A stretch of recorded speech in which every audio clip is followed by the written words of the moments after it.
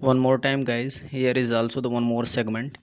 British शिक्षा प्रणाली, British भारतीय शिक्षा प्रणाली मतलब उस समय की शिक्षा प्रणाली जब हमारे भारत देश में अंग्रेज़ों का शासन चल रहा था, तो उस समय शिक्षा का कैसा कैसा व्यवस्थितीकरण था उसको देखेंगे, और किस तरीके की शिक्षा में कैसा सुधार हुआ, और जिसमें उस शिक्षा के बारे में हम जानेंगे किस प्रकार की शिक्षा को आगे लेके आया गया, जिसमें क्वेश्चन के फॉर्मेट में देखेंगे काफ़ी इंपॉर्टेंट क्वेश्चन होंगे।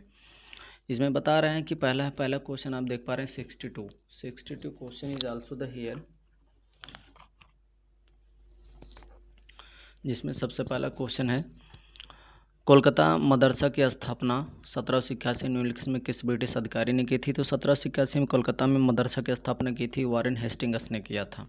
तो हमारा सेकंड ऑप्शन सही हो जाएगा, वारेन हेस्टिंग्स। और इसके बाद नेक्स्ट क्वेश्चन हमारा है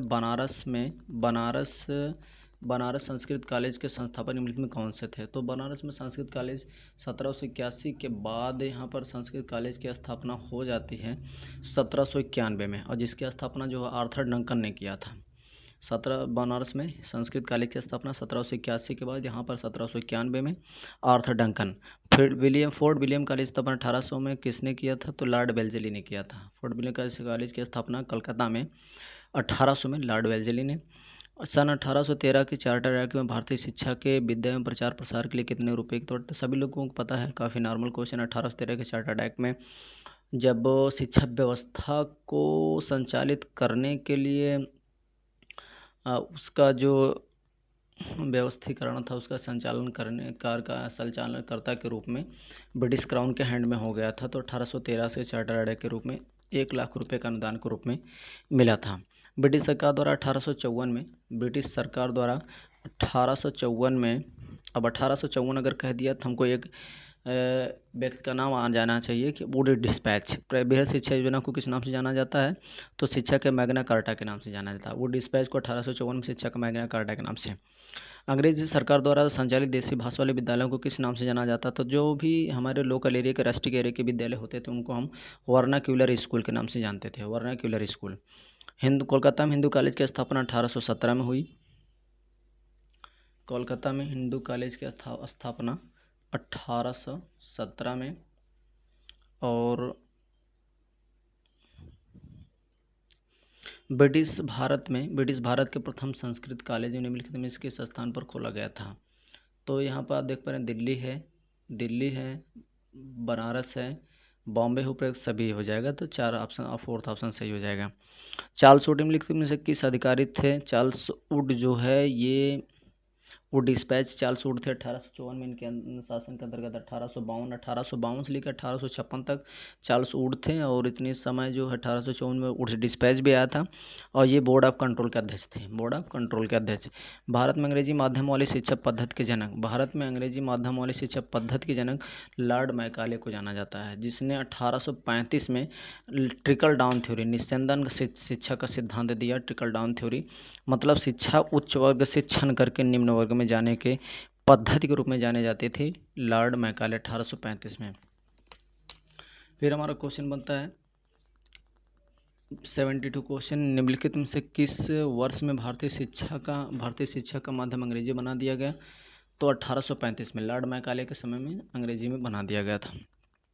निम्नलिखित में किस गवर्नर जनरल के काल में भारत में अंग्रेजी शिक्षा प्रणाली की शुरुआत हुई। तो भारत में अगर लॉर्ड मैकाले और 2 व्यक्ति अंग्रेजी शिक्षा प्रणाली के खास तौर से जाने जाते हैं। एक व्यक्ति हमारा हो जाता है लॉर्ड मैकाले, दूसरा हमारा विलियम बेंटिक के नाम से जाने जाते हैं।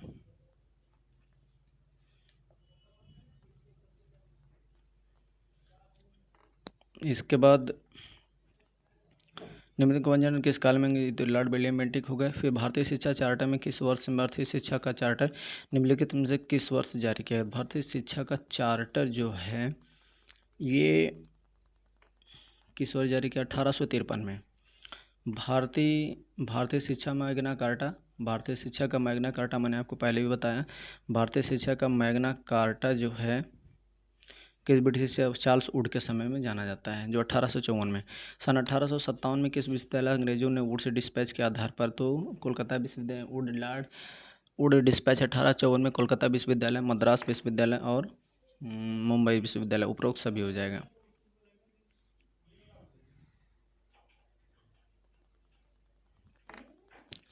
निम्नलिखित में से किस शैक्षिक प्रतिवेदन के आधार पर भारत में पहली बार elementary high school inter college विश्वविद्यालय स्थापना की गई थी? तो इसमें आ जाएगा एलिमेंट्री की बात अगर कह दिया, सीनियर सेकेंडरी की बात कह दिया तो एक आयोग आ जाता है 1917 में आ जाता है सैंडलर आयोग। तो यहाँ हमारे पास सैंडलर डिस्पैच हो जाएगा। ब्रिटिश भारत में निम्नलिखित में किस शिक्षा का व्यवस्था का सर्वाधिक विकास काल हुआ? तो ब्रिटिश भारत में एक ही बात है, मिशनरी स्कूल का विकास बहुत ज़्यादा हुआ। और फिर हम देखते हैं भारतीय शिक्षा के मैग्ना कार्टा डिस्पैच की कमियां निम्नलिखित में से कौन सी थी? तो सभी था, जन शिक्षा में राज था, साक्षरता में अवनति भी थी। एक हमको थोड़ा सा स्टैंड जोड़ लेगा, वर्णिक विद्यालयों का हतोत्साहन, मतलब जो हमारे लोकल एरिया के जो लोकल स्थानिक स्तर पे जो विद्यालय थे उनका विकास बहुत ज़्यादा नहीं हो पाया था। भारत में शिक्षा के व्यवसायीकरण का पहला प्रयास, भारत में शिक्षा का अगर व्यवसायीकरण का पहला प्रयास करता है तो हंटर आयोग आ जाता है, जिसमें 1882 हो जाता है हंटर आयोग 1882। विश्वविद्यालय आयोग की बात करता तो सैंडलर आयोग हो जाएगा। और 1905 में विश्वविद्यालय आयोग आ जाता है, सैंडलर आयोग आ जाता है 1817 में।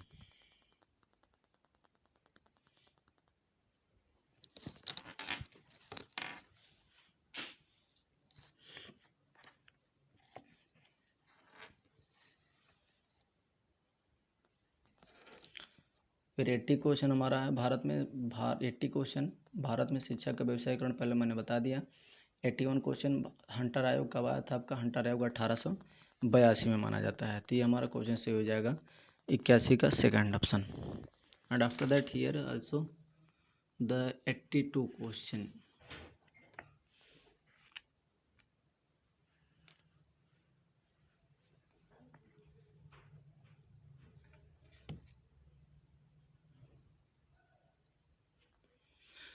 निम्नलिखित में से 82 क्वेश्चन निम्नलिखित में से किस वासराय के काल में विश्वविद्यालय आयोग आया? लॉर्ड कर्जन के समय 1904 में विश्वविद्यालय आयोग आया। और लॉर्ड कर्जन ने जो है सूती नाता और 3 गाँव को मिला करके ऐसे थे, जैसे सूती नाता कलकत्ता का था और एक तो था जिसमें विश्वविद्यालय का पुनरुत्थान किया था। सैंडलर आयोग की स्थापना निम्नलिखित में किस वर्ष हुई? सैंडलर आयोग की स्थापना 1917 में। भारत में इंटरमीडिएट कॉलेज की स्थापना, जब सीनियर सेकेंडरी इंटरमीडिएट की बात करेगा तो इंटरमीडिएट आपका आ जाता है सैंडलर आयोग। Board of secondary and senior secondary school education की स्थापना, board of secondary senior secondary का स्थापना अगर कहे तो सैंडलर आयोग इसमें सही हो जाएगा 1917 में। मिडिल स्कूल के बाद से ही व्यावसायिक तकनीक शिक्षा पर मिडिल स्कूल के बाद अगर तकनीकी शिक्षा की बात अगर हम करें तो हार्टोग समिति आ जाती है 1929। हार्टोग समिति यहाँ पर आप लिख सकते हैं 1929 हार्टोग समिति आ जाती है, ये सही हो जाएगा। सप्रूस समिति जो है निम्नलिखित किस वर्ष हुई? तो सप्रूस समिति 1934 में आई थी हार्टोग समिति के बाद। और माध्यमिक शिक्षा प्रणाली पर केंद्रित 1934 महत्वपूर्ण सिफारिशें निम्नलिखित में किस समिति की थी? माध्यमिक शिक्षा प्रणाली पर केंद्रित 1934 के महत्वपूर्ण सिफारिशें निम्नलिखित में से किस हो रहा है? तो 1934 अगर कह दिया तो हम तुरंत जान जाएंगे सप्रूस समिति। भारत विश्वविद्यालय के स्नातक की अगर स्तरीय बात किया 3 ईयर्स के लिए तो सप्रूस समिति की बात हो जाएगी। भारत में पॉलिटेक्निक शिक्षा संस्थानों के उद्विकास के निम्नलिखित में किस समिति का परिणाम था? तो किस समिति का परिणाम था? पॉलिटेक्निक की बात अगर करता तो 1937 में अबार्टवुड समिति। वर्था समिति सबको पता 1937 में आई थी, आज इसमें जाकिर हुसैन और महात्मा गांधी का सर्वाधिक योगदान था। इसको हम याद रखें, मेनली महात्मा गांधी ही जाने जाते हैं, लेकिन साथ में उनके सहायक के रूप में जो है जाकिर हुसैन भी जाने जाते हैं। वर्धा शिक्षा को किस नाम से लोकप्रियता मिली? बिल्कुल बेसिक शिक्षा, बुनियादी शिक्षा। वर्धा समिति को बेसिक शिक्षा, बुनियादी शिक्षा, उपयुक्त मतलब सभी शिक्षा के रूप में इसको प्राथमिकता मिली, लोकप्रियता हासिल हुई।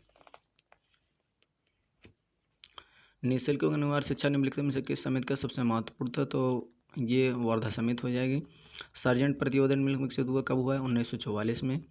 बढ़ती बेरोजगारी की समस्या समाधान निम्नलिखित में किस समिति का महत्वपूर्ण विचार? सार्जेंट टीम अगर कहता है बढ़ती बेरोजगारी की समस्या का समाधान शिक्षा में ही निहित है, तो यह कथन किस समिति का है? तो ये कथन सार्जेंट शिक्षा समिति का, जिसका पर्याय है 1944। ब्रिटिश काल में अध्यापक शिक्षा का पहला प्रयास निम्नलिखित में किस देश के मिशनरी में देखा गया? डेनमार्क में देखा गया।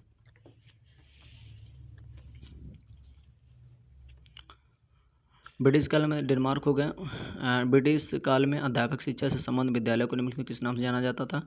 नॉर्मल स्कूल के नाम से जाना जाता था। चार्ल्स वुड के घोषणा पत्र में बालिका व स्त्री शिक्षा के विकास के लिए निम्नलिखित में कौन सा साधन अपनाने पर जोर दिया गया?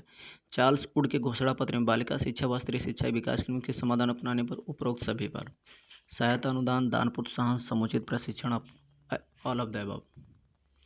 हंटर आयोग ने बालिका शिक्षा के निम्नलिखित में कौन सी सिफारिश किया?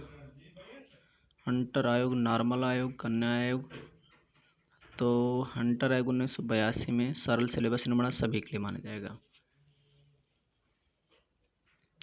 निम्नलिखित में किस संस्था ने ब्रिटिश में भारत में कन्या गुरुकुल, हाँ ये इंपॉर्टेंट क्वेश्चन हो सकता है।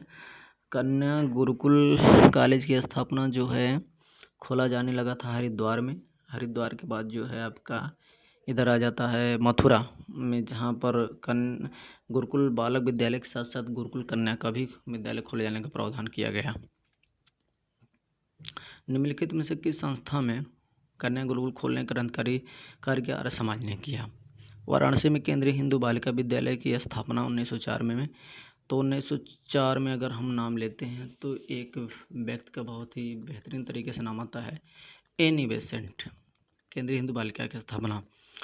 ब्रिटिश भारत में अनिवार्य शिक्षा की मांग सर्वप्रथम किसने किया? गोपाल कृष्ण गोखले। की काफ़ी इंपॉर्टेंट क्वेश्चन है। ब्रिटिश भारत में अनिवार्य शिक्षा की मांग करने वाला व्यक्ति गोपाल कृष्ण गोखले के नाम से जाना जाता है, ब्रिटिश भारत में अनिवार्य शिक्षा के लिए। फिर इसके बाद आपका एक क्वेश्चन आ जाता है इधर पे क्वेश्चन नंबर 103।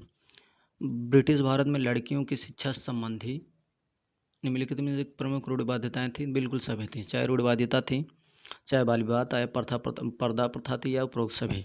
हर्टोग समिति 1929 में, अगर हर्टोग की बात करता है 1929 में, लेकिन 1927 में बालिका शिक्षा के संबंध में कौन से विद्यालय की स्थापना की थी? उपरोक्त सभी के लिए। शारदा एक्ट 1929 में, शारदा एक्ट 1929 में आया था बाल विवाह निषेध के लिए। शारदा एक्ट 1929 में बाल विवाह निषेध के लिए। In this way just I have also the explained and according to me this is also the important for you.